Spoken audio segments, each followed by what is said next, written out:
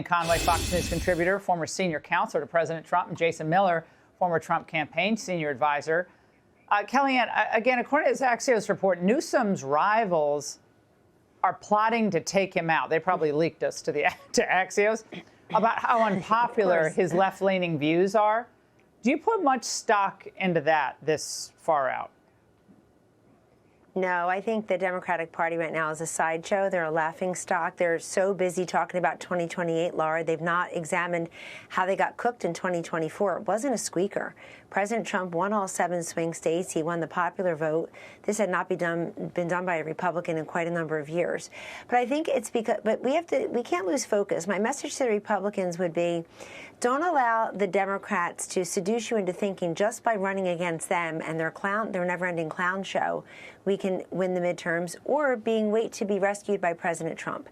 We have to go out there and explain what all the benefits of the one big beautiful bill is. People don't know about all the great bennies to employers. They know about the no tax on tips, overtime, Social Security. They know the doubling of child tax credit. But there are so many other things in there that will take hold in 2026. The Democrats created this problem. Trump ran on, they broke it, I'll fix it.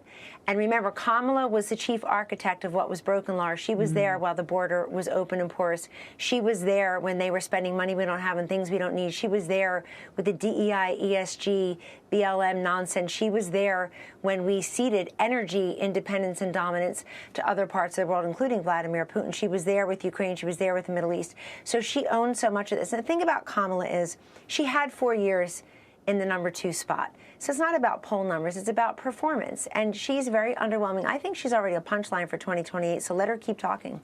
Oh, I love it. I want this book tour to never end, personally, Jason. I think it should go on and on. It's like a going out of business sale for the rug store. You know, they're always going out of business.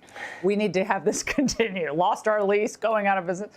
But Jason, when I see this crowd and I see the land acknowledgement and the woke policies, they really don't get it. I mean, they have nothing to offer the public except Trump hatred.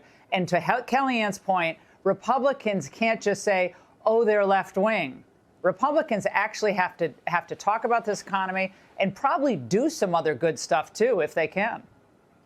Yeah, you're exactly right. And unfortunately for Democrat voters, the only thing Santa will be bringing them this Christmas is a sleigh full of idiots like Gavin Newsom and Kamala Harris. And of course, there's Joe Biden, who would lose a cognitive matchup against Rudolph the Red-Nosed Reindeer. But there is a serious point here, and Kellyanne was hitting on this. And the Democrats don't have a political bench. What they have are a bunch of political misfits and political baggage. And when you stack up the Democrats to the successes of President Trump, whether that's securing the border or cutting taxes or bringing about world peace, I think Democrats will look small. As we round the corner into 2026, the economy is going to take off like a rocket ship, Q1 and Q2. And every single Republican has to be out there telling the story about how the economy is doing great, how President Trump is the one who got it done, and how we can win, and we're best prepared to lead this country, not Democrats. Kellyanne, just broke moments ago that President Trump is officially suing the BBC for $5 billion for deceptively editing his January 6th speech to look like he was inciting violence. Kellyanne, wow, this is a big one.